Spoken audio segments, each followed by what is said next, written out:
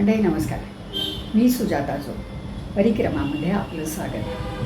नुकतंच नवरात्र झालं आणि 2 ठिकाणी मला देवीच्या कथा सांगण्याची संधी मिळाली आणि त्यात ते अनुभव विलक्षण होते, छान वाटणारे होते. मला त्यासंबंधी काहीतरी बोलावं असं मला वाटतं. आधी मी काय केलं होतं की गेली काही 2 वर्ष पुराणं बऱ्यापैकी वाचली गेली होती, थोडे व्हिडिओ केले गेले होते. मग मला असं वाटलं की नवरात्रात आपण देवीच्या कथा सांगण्याचा एखादा कार्यक्रम का तयार करू नये. मग 5-6 कथा मी निवडल्या, 6-7 कथा होत्या माझ्याकडे आणि त्याप्रमाणे मी मित्रमैत्रिणींना कळवून टाकलं की मी का आता असा देवीचा कार्यक्रम करणार आहे, कुणाला हवा असेल तर सांगा. तर पहिल्याच वेळी आमच्या बिल्डिंगमध्ये रेवती काठाळे म्हणून राहतात, तर त्यांच्याकडे हळदी कुंकू होतं. मग ते आले आणि त्यांनी मला सांगितलं की तुम्ही आमच्याकडे कथा सांगाल का, बायका येणार आहेत, भजन पण आहे आमच्याकडे.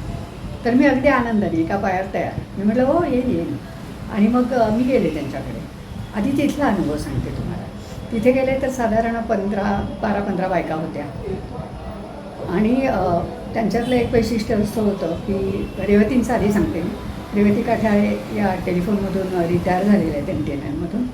नंतर त्या उत्तम वाचक, उत्तम लेखक, त्यांची प्रवास वर्णनांची पुस्तकं आहेत, कवितांचं पुस्तक आहे, कवयित्री आहेत त्या आणि फिरतात. त्यांना फिरण्याची खूप आवड आहे आणि प्रवास वर्णन लिहिण्याची पण एक उर्मी आहे त्यांना की जाऊन यायचं आणि घ्यायचं. म्हणजे आम्ही पण त्याची वाट पाहतो की आता त्या काहीतरी लिहितील. US ला जाऊन आल्या, सगळीकडे फिरत असतात त्या आणि त्यामुळे वाचन आम्हाला दोघींना सांगणारा थोडा दुआ आहे. त्यामुळे त्यांच्याशी जरा माझं जास्त मैत्री आहे.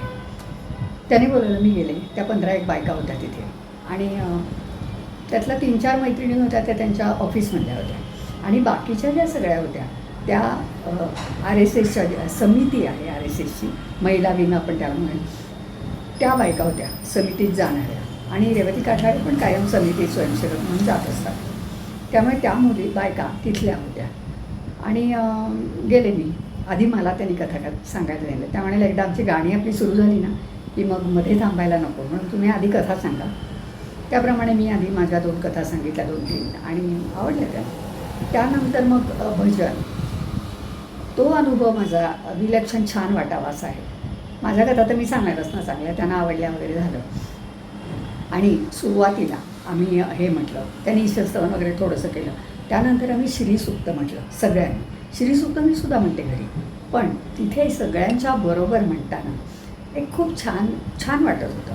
त्यानंतर मग गोंधळ गीत होतं आईचं, आई गोंधळाला ये, ते सुद्धा. आणि त्यांची एक पद्धत इतकी छान होती. मी कधी भजनाला जरी गेले ना तरी भजन ऐकायला जाते. म्हणायचा काही चान्स नसतो तिथे, कारण त्यांचा गट असतो, ते म्हणत असतात. इथे असं होतं की एकीने सांगायचं आणि आम्ही सगळ्यांनी म्हणायचं. ते खूप छान होतं. त्यामुळे स्वतः आपण त्याच्यामध्ये पार्टिसिपेट होतो. तर तसं मला एक खूप छान कळत होतं की अनेक मी न ऐकलेली बरीच गाणी होती त्याच्यात देवीची. तर ती त्यांनी त्यातली आणि प्रत्येक बाईंनी एक भजन सांगितलं. प्रत्येकीला येत होतं. त्यांच्या मोबाईलमध्ये होती, काही झेरॉक्स काढून ठेवलेल्या होत्या कोणाकडे, त्या बघत होत्या लोकं. मला काय फार येत नव्हतं, पण येण्याची गरजच नव्हती, कारण कुणीतरी सांगणार आणि मी म्हणणार आहे. त्यामुळे मला पाठ असायची गरजच नव्हती. त्यामुळे ते सगळं बराच वेळ चालू, साधारण तासभर, कदाचित थोडं जास्तच असेल. आणि त्यांच्या भजनांचं एक ते समितीच्या होत्या ना, त्यामुळे त्यांनी देवप्रेम आणि देशप्रेम यांची कुठेतरी सांगड घातली होती आणि त्यामुळे काही ओळी त्यांच्या अशा येत होत्या राष्ट्रप्रेमाच्या वगैरे. त्याच्यामुळे मला आता त्या ओळी आठवत नाही आहेत मुळीच, पण त्या क्षणी त्या माझ्या मनाला भिडत होत्या. अरे किती छान आहे देशाविषयी बोलणं. आणि दुसरी गोष्ट म्हणजे आणखी एक होतं, शाखेत जाऊया वगैरे, अशी काहीतरी आणखी पण 1-2 ओळी होत्या त्यांच्या. तर ते खूप मनाला भावणारं होतं सगळं. आणि झांजा होत्या तिथे. काही बायकांच्या आता झांजा होता, आम्ही टाळ्या वाजवत होतो. त्यामुळे झांजांचा एक मंजूळ असा छान आवाज होता. काही डीजेने, काही नाही, सगळ्यांनी नुसतं म्हणायचं आणि शांत चित्ताने अगदी कोरसमध्ये, म्हणजे एकीने सांगायचं, बाकीच्याने म्हणायचं.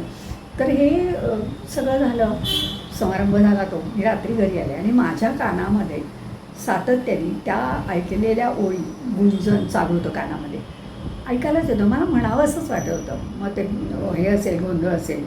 आणि माझ्या डोळ्यासमोर चित्र होतं. ते एक गाणं असं होतं की रेणुकेच्या दर्शनाला जायचे गडावर, तर सरसर पायऱ्या चढ ग, अशी एक ओळ होती. ती मला इतकी आवडली, ती माझ्या लक्षात राहिली.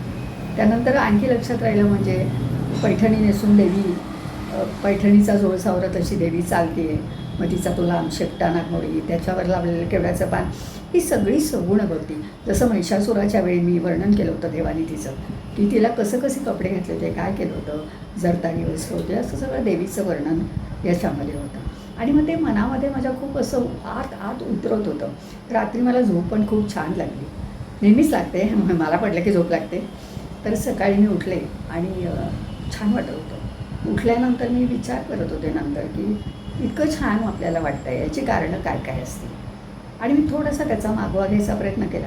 मग मला लक्षात आलं एकत्र सामुदायिक प्रार्थना ही एक झाली काल. त्याच्यामध्ये देवींची वर्णनं, बरं इतक्या बायका भेटल्या होत्या, पण तिथे गॉसिप काहीही नव्हतं. माझी सासू अशी आहे, मला सून त्रास देते, माझी सासू त्रास देते, यात नवरा त्रास देतो, यातलं काही म्हणजे काही कोणी बोलत नव्हतं. फक्त देवीविषयीचं सगळं होतं. पूर्ण सकारात्मकता तिथे होती, ती मी घेऊन आले ते बरोबर. त्यानंतर कारण बरेचदा तक्रारी असतात ना माणसाच्या, बरोबर आहे त्यांनी कुठेतरी सांगावं वगैरे, पण नको वाटतं काय वेळेला, असं वाटतं नाही शांत छान काहीतरी करावं. तसं ते छान वाटलं, मग त्यामुळे एक छान वाटलं की तिथे गॉसिप नव्हतं. दुसरं म्हणजे देवीची वर्णनं डोळ्यापुढे आणणारी एक सगुण भक्तीचं प्रत्यय येत होता मला. त्यानंतर झांजांमुळे मंजूळ आवाज येत होता कानामध्ये, तो छान होता. त्यानंतर आणखी एक आरोग्याचं जर पाहिलं आपण तर अलीकडे ना स्मृतिभ्रंश अनेक लोकांना होतो. बायकांना मला वाटतं जास्ती होतं की काय, म्हणजे माझ्या ओळखी 3-4 बायकांना झाल्यामुळे असेल कदाचित. त्या मला असं वाटतं की ते विसरण्याचं एक सुरू झालं आहे. तर अशा जर गोष्टी एकत्र बसून आपण काही केल्या, एकत्र वाचन असेल, भजन असेल, गाणी म्हणणं असेल, पण पॉझिटिव्ह असं काही केलं तर कदाचित याला थोडा आळा बसू शकेल का विसरवरेपणाला, माहिती नाही मला. हे प्रयोग करून पाहावेत लोकांनी. आणखी एक मला लक्षात आलं त्याचं की मनस्थिती तुमची खूप छान राहिली होती, त्यामुळे सकारात्मक ऊर्जा शरीरात तयार झाली होती. आणखी टाळ्या वाजवत होतो आम्ही. टाळ्या वाजवल्यामुळे आता हे सिद्ध आहे की ॲक्युप्रेशरचे जे बिंदू आहेत ते तळहातांवर आणि तळपायांवर आहे. त्यामुळे हे बिंदू टाळ्या वाजवत असताना दाबले जात होते आणि त्याचा एक उपचार शरीरावर, शरीराची यंत्रणा ॲक्टिव्ह होण्यासाठी, कार्यक्षम होण्यासाठी तो परिणाम कदाचित झाला असेल. तर असं सगळं एकत्रित भजन केल्याचे हे फायदे मला तिथे दिसले. मला खूप छान वाटलं हे तुमच्यासमोर मांडावं. त्यानंतर मी पुण्याला कार्यक्रमासाठी गेले. माझ्या बहिणी आणि भाऊ यांनी मोठ्या कौतुकाने माझा देवी कथांचा कार्यक्रम ठेवला होता आणि मला सांगितलं होतं तुझ्याही 2 कथा सांग. तिथे अशा 15 बायका होत्या, 15-16 बायका होत्या आलेल्या. मी देवी कथांनी सुरुवात केली. 4-5 कथा झाल्यानंतर मग माझी कथा 2 सांगितल्या मी. त्यानंतर पुन्हा देवी कथेने मी समारोप केला. तेही सगळ्यांना खूप आवडलं. तर तिथे बाकी काहीच नव्हतं, म्हणजे तिने ओळख करून दिली तेवढीच, बाकी कोणीही काही चौकशा करत नव्हतं. काय करता तुम्ही, आता काय करता, एकट्याच राहता का नाही, काहीही नव्हतं तिथे. त्यामुळे पूर्णपणे सकारात्मक ऊर्जा, हळदी कुंकू देऊन तो कार्यक्रम तिथे संपला. आणि ती मी राहिले होते त्या दिवशी.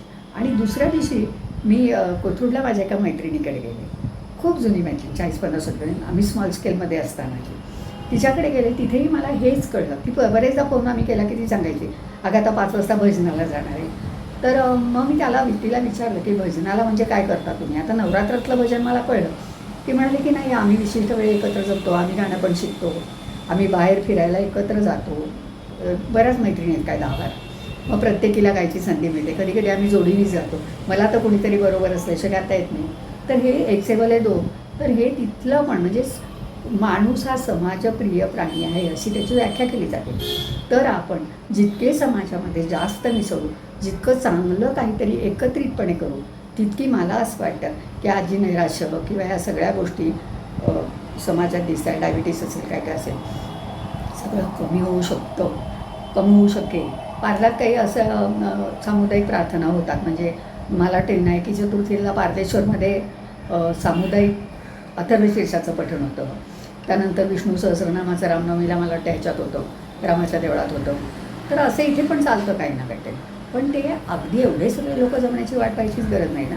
आपण 2-3 समविचारी माणसं एकत्र आलो आणि काहीतरी असं एकत्रित चांगलं सकारात्मक वाचन असेल, सकारात्मक म्हणणं असेल, अगदी गाणं शिकणं असेल, गाण्याच्या विंड्या असतील काहीतरी, तर असं जर केलं तर कदाचित आपल्याला हे जे एकटेपणाने माणसं आता खूप एकटी पडली आहे, एकटी राहतात. कोरोनानंतर तर फारच ही परिस्थिती आहे. आणि मुलांना वेळ नाही, त्यांची करिअर त्यांच्यासाठी महत्त्वाची असलीच पाहिजे. आयुर्मान वाढलेलं आहे, त्यामुळे किती जगणार आपण हे आपल्याला माहिती नाही. तर जास्तीत जास्त फिट ठेवण्यासाठी स्वतःला आणि स्वावलंबी राहण्यासाठी आधी आरोग्य पाहिजे चांगलं ठेवणं, आणि त्या आरोग्यासाठी सकारात्मक विचार पाहिजे. तर ते असं काहीतरी करता येईल का, असं एक आपलं मला असं वाटलं, आणि मला असं वाटलं की हे माझे विचार तुमच्यासमोर मी मांडावेत. मी सुद्धा एकटी जगते, पण माझं एकटी जगत असले तरी माझे स्वतःला गुंतवून ठेवण्याची कला मला साधलेली आहे. त्यामुळे मी माझं कामात वगैरे असते, पण असं गेलेलं पण हे चांगलं. हे लोकांचं मी पाहिल्यानंतर मला हे माझ्या मैत्रिणींना, मित्रांना सांगावंसं वाटलं की असं काहीतरी केलं तर खूप चांगलं होईल. हे सुद्धा देवीनीच, मी असं म्हणते की देवीच्या कृपेने मला हे बोलावं असं वाटलं, आणि मी तुमच्यासमोर माझे काही विचार मांडले. धन्यवाद. मी आता इथे थांबते. पुढच्या वेळी पुन्हा भेटेल.